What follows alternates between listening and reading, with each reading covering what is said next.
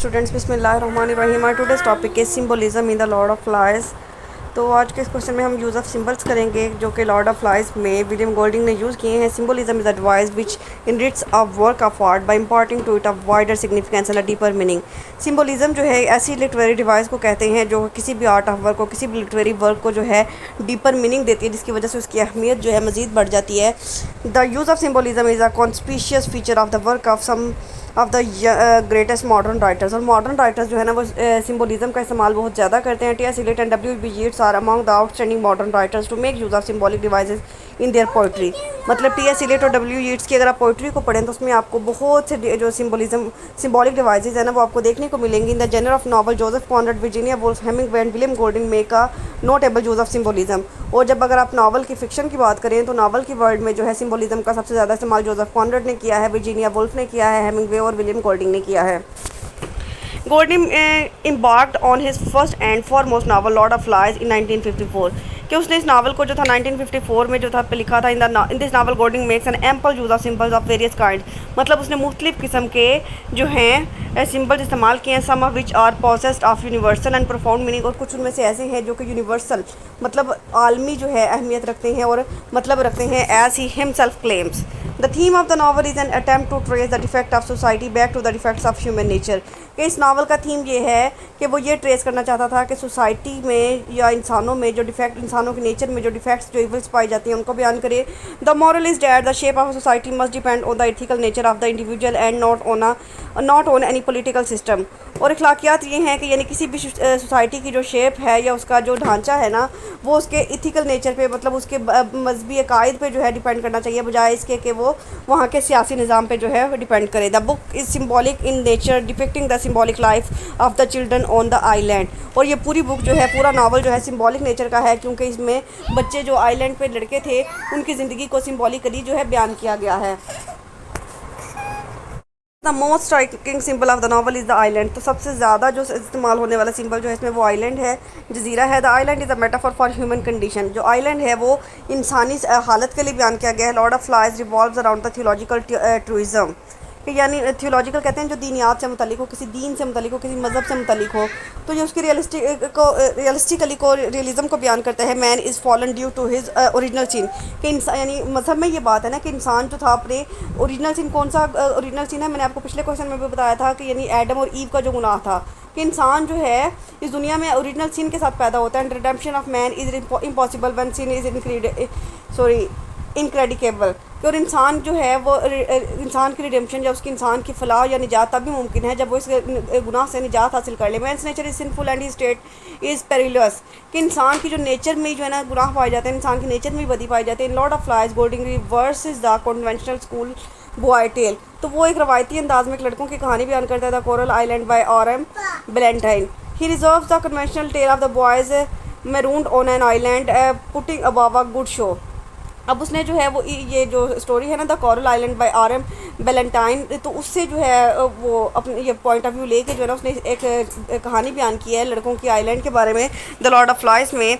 I decided to take the literary convention of the boys on an island only to make them real boys instead of paper cuts with no life in them, try to show how the shape of the society they evolved them to would be conditioned by their disease, their fallen nature, in fact their regress to savagery. They tried to construct a civilization on the island, but it breaks down into blood and terror because the boys are suffering from the terrible disease of being human beings.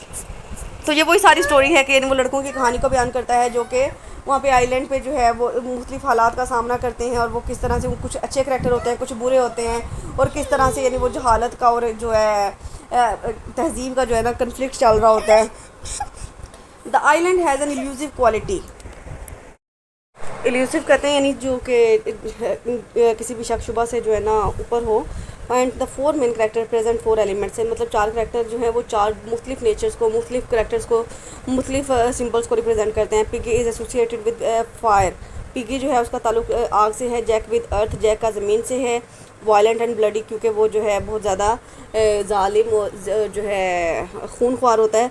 Ralph with water and Simon with air, जैसा कि हमने वो एक flock में तो पढ़ा था ना मशीनरी वाले क्वेश्चन में कि यानी ज़मीन के जो है ना चार एलिमेंट्स होते हैं, तो ये चारों जो है ना उन्हीं से मिलके बने। Jack is associated with blood and dung, यानी जैक का जो ताल्लुक है वो उसका काम ही खून खराबा करना होता है विद द मास का प्रिमिटिव ट्राइब्स मैन, और वो जो है यानी कबीले के लोगों का सरदार बनना चाहता है। He is in league with the Lord of flies, वो ऐसा लगता है कि लॉर्ड ऑफ फ्लाइज के साथ शैतान के साथ मिला हुआ है। He is tyrant and usurper and like all dictators is interested only in satisfying his own whims and fancies, यानी वो एक जालिम इंसान होता है और दूसरों के हकूक़ पे कब्जा करने वाला होता है, जैसा कि तमाम डिक्टेटर्स होते हैं जो कि अपनी ख्वाहिशात और जो है अपनी डिज़ायर्स की तकमील के लिए उनको मुकम्मल करने के लिए किसी भी हद तक चले जाते हैं।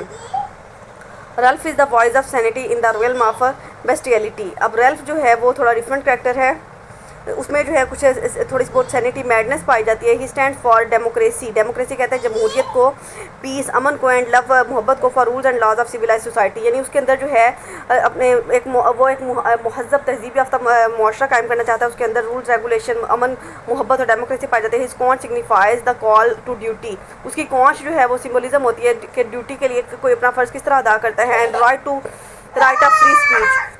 As soon as the symbol dies, जैसे जैसे ये सिंबल जो खत्म होता है डेमोक्रेसी डाइज, डेमोक्रेसी भी खत्म हो जाती है। With it and tyranny gets hold of island under the usurper Jack. अब क्या है कि जैसे जैसे वो जो है उसका जो उसके जो सिंबल होता है वो ख़त्म हो जाता है पीस का, तो जुल्म सितम जो है वो डोमिनेट हो जाता है और आइलैंड पे जो है जैक का कब्जा हो जाता है। Piggy peers anxiously into luminous veils that hung between him and the world. ये फॉलोअर होता है कि यानी जो कन्फ्लिक्ट पाया जाता है उसको दुनिया के दरमियान, like Socrates he summum bonum is knowledge and he stands for advance side of man's mind, मतलब एक समझदार और जो है ना इंटेलिजेंट पर्सन होता है। He has to drink the cup of hemlock for his wisdom, यानी उसने जो था हेमलॉक का जो कप है ना उसको पिया था अपने अक्लमंदी को हासिल करने के लिए। And truth has no one is able to appreciate his intellect, और कोई भी उसके समझदारी में या इंटेलिजेंस में उसके बराबर नहीं होता। Simon is an idealist whom Golding intended to be a Christ figure, Simon जो है एक मजहबी फिगर होता है। He has an intuitive mind and believe that evil is man is इनएक्सपेंगेबल,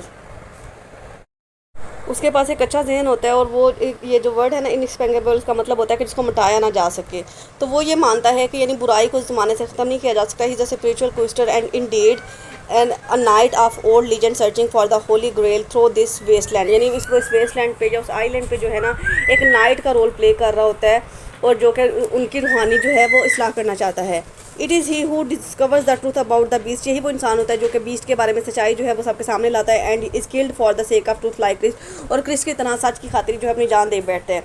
not only the characters but certain situation events words and phrases also have symbolic connotation in the Lord of flies, कि सिर्फ और सिर्फ characters ही नहीं, इसकी वहाँ के situations, बहुत से इंसिडेंट्स, बहुत से अल्फाज और बहुत सी फ्रेजेस हैं जो कि सिंबॉलिक सिग्निफिकेंस रखती हैं। For example fire in Lord of flies stands for light as contrasted with darkness, कि फायर जो है ना यानी जब वो आग जलाते हैं ताकि जो है कोई अगर उनकी मदद के लिए आए तो उनको आइडेंटिफाई कर सके, तो वो किसके लिए स्टैंड करता है, लाइट को, जो है लाइट के लिए लाइट को सिम्बोलाइज करता है, जो अगर उसका जो कंट्रास्ट आप अंधेरे से करते हैं। Fire is a guide, fire जो है एक रहनुमाई का काम करती है, which leads man through crooked path, जो कि उसको मुश्किल रास्तों से जो है मुश्किल अंधेरे रास्तों में जो है ना रोशनी दिखाती है। As long as fire is there other boys cherish the hope of rescue and a link with the civilised world is maintain, यानी जब आग जलती है ना तो वो लड़कों के अंदर ये उम्मीद पैदा होती है कि नहीं ये इस आग के ज़रिए जो है ना वो बचा लिए जाएंगे और एक जो है उनका जो कनेक्शन है ना वो एक तहजीब याफ्ता दुनिया के साथ जो है कायम रहेगा।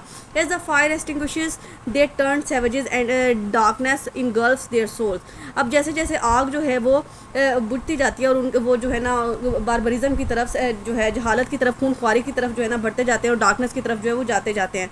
Darkness of the forest on the other hand stands for terror, अब जो जंगल का अंधेरा होता है वो खौफ को सिंबलाइज करता है। We want to know the mystery of darkness, हम जो है अंधेरे की जो का तजस्सुस होता है या अंधेरे की जो मिस्ट्री होती है उसको जो है जानना चाहते हैं। But when we get reality, लेकिन जब हमें सच पता चलता है, we are integrated by it, ये हमारे लिए मजीद परेशानी का सबब बनता है। In this novel darkness and innocence have been juxtapose, इस नावल में जो अंधेरा और मासूमियत है वो मिक्सअप किए गए हैं। It suggest that darkness has some connote meaning which we can realise through experience, मतलब यानी अंधेरे के जो ना कुछ अपने मतलब हैं, कुछ अपने हिडन मीनिंग हैं जो कि हम सिर्फ और सिर्फ तजर्बे के ज़रिए जो है समझ सकते हैं या सीख सकते हैं। The end of the innocence is the beginning of the darkness, जब मासूमियत ख़त्म होती है तो डार्कनेस का जो है आगाज़ हो जाता है। The hunt shows the bestiality of man which takes hold of man when he is release from the change of civilisation. अब जब वो हंटिंग वाला प्रोसेस होता है जैक का, वो किस चीज़ को सिम्बलाइज़ करता है कि इंसान जो है उसमें कितनी दरिंदगी पाई जाती है, कि यानी इंसान के पास जब पावर आ जाती है तो वो अपनी जो तहजीब वो होती है ना, तहजीब की जो जंजीरें होती हैं उनको जो है उनसे बाहर निकलना चाहता है और दूसरों पे जो है रूलिंग करना चाहता है। American dramatist Edward Elby in his the zoo story says the same thing, यानी अमेरिकन ड्रामाटिस्ट है, उसने एक जू स्टोरी है उसकी, उसमें भी उसने यही बात की है। ही सेज डैट इन अ जू फाइट्स एनिमल्स रिमेन पीसफुली, यानी जब वो कैद में होते हैं ना जानवर चिड़ियाघर में, तो वो बिल्कुल अमन से रह रहे होते हैं, because they are kept in cages and if they are release from their cages everyone will devour each other. लेकिन अगर उनको आज़ाद कर दिया जाए तो वो एक दूसरे को है मारने को आते हैं, एक दूसरे को खा जाने को आते हैं। Similarly the people of America और हैड इन पीस, इसी तरह से अमेरिका के लोग जो हैं वो पुरअमन रहते हैं बिकॉज ऑफ रूल्स, कवानीन की वजह से, and laws, and if these rules and laws are withdrawn everybody will kill each other. और अगर ये असूल ज़ाबित ये कानून ख़त्म कर दिए जाएँ तो हर इंसान जो है एक दूसरे को मार डालेगा। दस one boys get freedom from the bondage of adults, तो ये लड़के जो हैं जब अपने बड़ों की बॉन्डेज से, उनकी हदूद से बाहर निकल आते हैं, they freely indulge in the destructive passion that exist in man, कि यानी वो फिर खुद को जो है तबाही के दहाने पे ले आते हैं ना। मतलब यानी हर बच्चा जो होता है ना वो जब टीनेजर एज में होता है तो उसको ये लग रहा होता है कि हमारे जो बड़ों की पाबंदियाँ हैं या उनकी जो रिस्ट्रिक्शन है ना वो हमारे लिए जो है बुरा सोचती हैं, लेकिन वो पाबंदियाँ जो है हमारी जो है सेफ्टी होती हैं, हमारे लिए जो है वो सिक्योरिटी का काम करती हैं। The most important symbol used in the novel is the title पे हम पहले क्वेश्चन भी कर चुके हैं लॉर्ड ऑफ फ्लाइज पे। The expression is a translation of an Arabic word Beelzebub, यानी बेल्जबब एक शैतान का नाम था, उसके नाम से जो है ये टाइटल चूज किया गया। Beelzebub is one of the names of devil like Lucifer, Lucifer की तरह का एक शैतान था।